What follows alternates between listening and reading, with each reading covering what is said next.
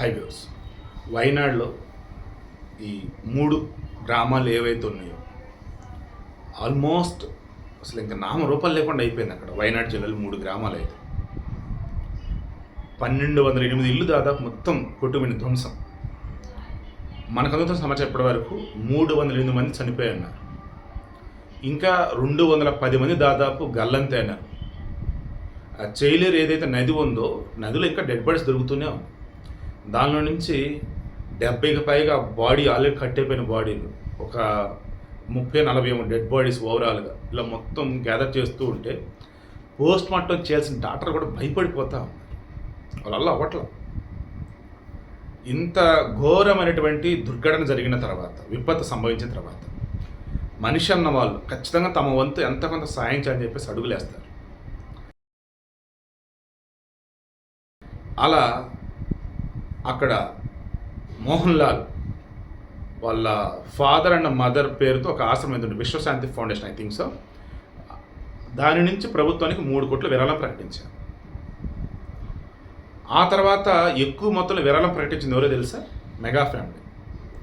చిరంజీవి గారు, రామ్ చరణ్ గారు కలిసి ₹1 కోటి సీఎంఆర్ఎఫ్ ఫండ్కి విరాళం ప్రకటించారు. నెక్స్ట్ మన మమ్ముట్టి అండ్ వాళ్ళ కొడుకు దుల్కర్ సల్మాన్ వాళ్ళు 35 ప్లస్ 50 లక్షలు వాళ్ళు.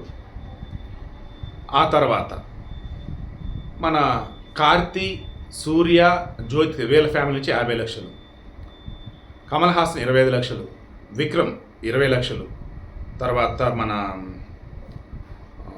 ఇతను రష్మిక వచ్చేసి 10 లక్షలు, నయనతార వాళ్ళు వచ్చేసి వాళ్ళు 25 లక్షలు. ఆల్మోస్ట్ ఎంత వీలు అంతవరకు డబ్బులు ఇస్తూనే ఉన్నారండి. ఇతను సితార్ ఎంటర్టైన్మెంట్స్ నిర్మాత నాగవంశ అతను 5 లక్షలు ఇచ్చినట్టున్నారు.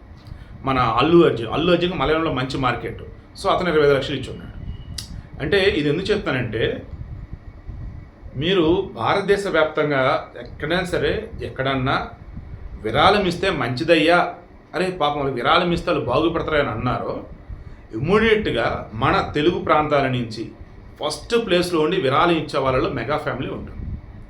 అటువంటి మెగా ఫ్యామిలీని పట్టుకొని ఈ రోజే ఏం మాట్లాడిందండి? గతంలో పెళ్ళికి బిచ్చం పెట్టరా, ఎవరికి సాయం చేయరా, అందుకే ఓడిపోయారా. అతను ఎవరు? గెటప్ అది కదబ్బా, గెటప్ సీనే అన్నాడు కదా ఒక మాట. రోజా గారు మీరు అసలు ఏం మాట్లాడుతున్నారు? అసలు ఆ చేతికి ఎముక అనేది ఉండదండి. సాయం అట్లా చేస్తాడు ఆ మనిషి.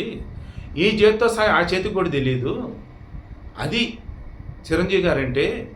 ఆయన ట్రస్ట్ ద్వారా ఎంతమందికి రక్తదానం అండ్ ఎంతమందికి ఈ నేత్రదానం అండ్ చిరంజీవి క్రైసిస్ ట్రస్ట్ అన్నట్టు కరోనా సమయంలో ఎంతమంది సినీ కార్మికులను ఆదుకున్నారు. అదే చిరంజీవి గారికి సంబంధించి. కమింగ్ టు పవన్ కళ్యాణ్ గారు, అసలు ఆయన సినిమాలు తీసేదే వచ్చిన డబ్బుతో జనానికి ఏదో ఒకటి చేయొచ్చు అని. ఇదే విషయం అందరికీ తెలుసు. మీరు సినీ ఫీల్డ్లో ఉన్నారు, మీకు తెలీదా?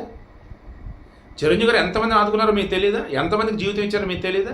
ఎంతమందికి అవకాశం తెలియదు? అంతే. ఎందుకంటే మిమ్మల్ని కూడా ఆయన ఎన్నిసార్లు మీకు చక్కగా చేతులు అందించుంటారు, ఎన్నిసార్లు మీకు ఆపర్చునిటీస్ కల్పించుంటారు.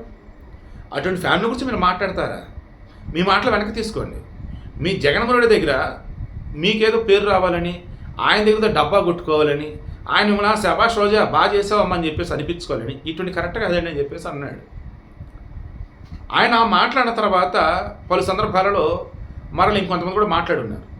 ఎన్నికల ముందు ఇదే అంశానికి సంబంధించి రోజు దగ్గర ప్రస్తావిస్తే వాళ్ళు ఏమందండి, చిన్న చితక నటీనటులు, ఏదో పిల్లలు, వాళ్ళ టాపిక్ ఎందుకు నా దగ్గర అంటే మాట్లాడుకోవచ్చు. దెన్ గట్టిగా కిరాక్ ఆర్పి, హైపరాది వీళ్ళు మాట్లాడుంటారు. బట్ ఇందులో హైపరాది వచ్చేసి కొంచెం డీసెంట్గానే మాట్లాడున్నాడు. రోజు అంటే నాకు రెస్పెక్ట్ రీసెంట్గా చెప్పాడులే. అప్పుడు అతను మాట్లాడినప్పుడు కూడా పొలిటికల్ వేళ్ళని రోజునైతే అతను టార్గెట్ చేయాలి. బట్ కిర్రాక్ అయిపోతే అబ్బో గబ్బు లేపాడు అసలు. ఏంది రోజా అంటూ, అదేమంటే మేమోదో చిన్న ఆర్టిస్టులు అని చెప్పేసి అంటుంది, మా గెటప్ సీన్ చేసినటువంటి క్యారెక్టర్లో ఒకటి చేయమనామని అని అంటూ, అండ్ వీళ్ళు లేకపోతే అసలు లేదన్నట్టు, అండ్ వీళ్ళు రెస్పెక్ట్ ఇవ్వబట్టి ఆమె ఉందన్నట్టు, అలాంటప్పుడు ఆమె రెస్పెక్ట్ ఇవ్వతే మేమెందుకు ఇస్తామన్నట్టు, అసలు నానా రకాలన్నమాట కిరాక్ ఆర్పి అయితే. సరే అవన్నీ అయిపోయినాయి.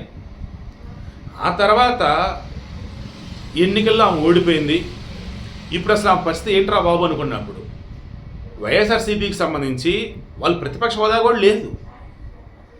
ఆ ప్రతిపక్ష నేతగా ఉన్నటువంటి జగన్మోహన్ రెడ్డి నా హోదా ఒక ఎందుకు వస్తా అని చెప్పేసి అంటాడు. అండ్ వైసీపీలో ఉన్న వాళ్ళంతా కూడా జగన్మోహన్ రెడ్డి ఓడిపోయామని అంటారు. రోజు వచ్చేసి బీజేపీలోకి వెళ్ళబోతుంది అంటారు. ఆమెను అసలు ఎవరు కూడా తీసుకునే పొజిషన్ ఇప్పుడు లేరు. ఎందుకంటే ఎప్పుడైతే ఎన్డీఏలో టీడీపీ జనసేన వాళ్ళు భాగమై ఉన్నారో దెన్ అటు పవన్ కళ్యాణ్ కానీ ఇప్పుడు చంద్రబాబు కానీ ఒకటే చెప్పున్నాడు అటు బీజేపీలకి, గతంలో మమ్మల్ని ఎవరైతే విమర్శించున్నారో ఘోరాతి ఘోరంగా మా మీద ఇష్టమైన రీతిలో ప్రేలాపనలు పేలున్నారో వారినిగా తీసుకొద్దని చెప్పారట.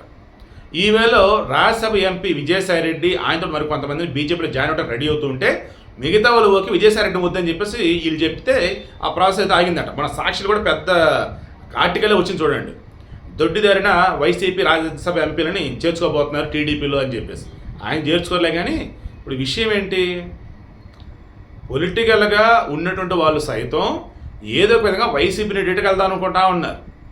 ఈ వేలో ఈ చంద్రబాబుని పవన్ కళ్యాణ్ అడ్డదిడ్డంగా మాట్లాడుతున్న వాళ్ళు మాత్రం వద్దురాబాబు అనుకుంటున్నారు. అలా విజయసాయిరెడ్డికి డోర్లు క్లోజ్. ఇటు రోజాకి సంబంధించి ఎట్ ఎనీ కాస్ట్ నాకు తెలిసి ఇప్పుడున్నటువంటి వేలో వైసీపీ తప్ప ఇంకెక్కడ అమలు ఉండదు, ఉండబోదు, తీసుకోరు కూడా. ఇక అలవాటు పడ్డటువంటి కాలు, అలవాటు పడే నోరు అరవకుండా లేదు, కాళ్ళు నడవకుండా ఉండలేదు అన్నట్టు ఇప్పుడు ఆమె ఏంటి జనాల్లో కనపడుతూ ఉండాలి, డ్రామాటికల్గా ఏ ఒకటి హడావుడి చేస్తూ ఉండాలి. సో షోలు, రియాలిటీ షోలు లేదన్నప్పుడు రికార్డెడ్ షోలు ఏదో ఒకటి కావాలి. దెన్ గతంలో ఈమె పేరు చెప్తే గుర్తొచ్చేది జబర్దస్త్ పేరు చెప్తే గుర్తొచ్చేది ఈమె, మీరే చెప్పాలి ఆన్సర్. అది ఎవరిది? మల్లెమాల ఎంటర్టైన్మెంట్. అది ఎవరిది? శ్యామ్ ప్రసాద్ రెడ్డి వాళ్ళది. అండ్ మోర్ అది నడుస్తుంది ఇందులో ఈటీవీని రామోజీ గారి సైతం టార్గెట్ చేసింది, ఘోరంగా మాట్లాడింది. మార్గదర్శనం మళ్ళీ చిట్స్ కూడా ఉన్నాయి, అయినా సరే మాట్లాడింది. ఏంటంటే ఆ జగన్మోహన్ రెడ్డి స్క్రిప్ట్ అటువంటిది. క్లియర్గా 2024 ఎన్నికలకు ముందు బయటకు వచ్చినటువంటి వైసీపీ నుంచి కోటరెడ్డి శ్రీధరెడ్డి కానీ, ఆనం రామనారెడ్డి కానీ, ఆమె ఉండబల్లి శ్రీదేవి కానీ, ఇక్కడ వసంత వెంకటకృష్ణ ప్రసాద్ ఎవరు ఉన్నారు ఆయన కానీ, వీళ్ళంతా చెప్పింది అదే. ఏ మనిషే బాబు అసలు ఆయన. చివరికి ప్రజెంట్ నర్సాపేట ఎంపీగా ఉన్నాడు లావు శ్రీకృష్ణదేవరాయలు, అతను కూడా ఇదే అన్నాడు. మాట్లాడితే బూతులు తిట్టమంటాడు, మాట్లాడితే అసలు ఏ మాత్రం మెచ్యూరిటీ లేకుండా బిహేవ్ చేయమంటాడు. ఎలా చేస్తారు అట్లా? మా వల్ల కాదు కదా అని. బట్ రోజా అంతకు వందంతలు చేసి పెట్టింది. దాంతో ఇప్పుడు ఏమైంది, శ్యామ్ ప్రసాద్ రెడ్డి సస్యమేర అన్నాడంట. సో డోర్స్ క్లోజ్ అయిపోయింది ఈటీవీకి సంబంధించి, జబర్దస్త్ సంబంధించి. ఇక మిగతా వాటిలో అన్ని షోలు నడుస్తుంటే అంత సీన్ ఎక్కడా లేదు. పోనీ ఆహా ఓటీటీ ప్లాట్ఫామ్ అనేది వెళ్ళిద్ది అంటే అది అల్లు అరవింది. సో ఛాన్స్ లేదు అక్కడ. సినీ ఇండస్ట్రీలో అంటే పోసాని కృష్ణమూర్తి పరిస్థితి ఏమైంది ఇప్పుడు, అలాగే ఇప్పుడు రోజా పరిస్థితి కూడా. సో సినీ ఇండస్ట్రీ కూడా కష్టం. నందమూరి ఫ్యామిలీ, మెగా ఫ్యామిలీ వీళ్ళని కాదని ఇంకా ఎవరైనా వాళ్ళకి ఆపర్చునిటీస్ ఇస్తారా? ఒకసారి మీరు గుర్తు తెచ్చుకోండి. కష్టం. అది కూడా నటీనటులు అయితే ఎవరికైనా ఇస్తారు, కానీ లిమిట్స్ క్రాస్ చేస్తే దేని లిమిటెడ్ ఉంటుంది కదా, దాట్ ఈస్ ఆల్రెడీ. సో అక్కడ కూడా కష్టం. ఇక ఏమంటారు మన తమిళనాడులో ట్రై చేసినాడు, తమిళకి సంబంధించిన షోలు అని అవన్నీ ఇవన్నీ. అక్కడ వాళ్ళు కూడా ఇద్దాము వద్దన్నట్టుగా ఉంటూ ఉన్నారట. సో రాజకీయాలకి దూరం, సినీ ఫీల్డ్కి సంబంధించి దూరం అంటే దూరం పెట్టేసి రావని రాజకీయాలనే ఫెయిల్ అయిపోయింది.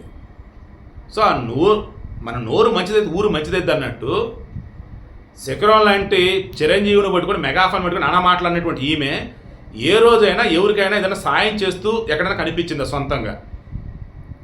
అండ్ పోనీ వైసీపీలో ఉండంగానైనా ఇదిగో 4 మంచి పనులు చేసిందంటే చెప్పనండి. శిఖరానేమో చిరంజీవి అండ్ మెగా ఫ్యామిలీ ఉంటే ఇప్పుడు నడి రోడ్డు మీద ఉంది, ఏం చేయాలి ఎటు వెళ్ళాలి ఏంటో తెలియక. దీనికి కారణం ఎవరు ఏంటంటే ఖచ్చితంగా జగన్మోహన్ రెడ్డి, ఈమె స్వయం కృతాపరాధం. సో ఫైనల్లీ ఎప్పుడైనా గుర్తుంచుకోండి, నీతిగా ధర్మంగా నిజాయితీగా ఉండండి. ఆబ్వియస్లీ లేట్ అవ్వచ్చేమో కానీ మీరే గొప్ప స్థానంలో ఉంటారు.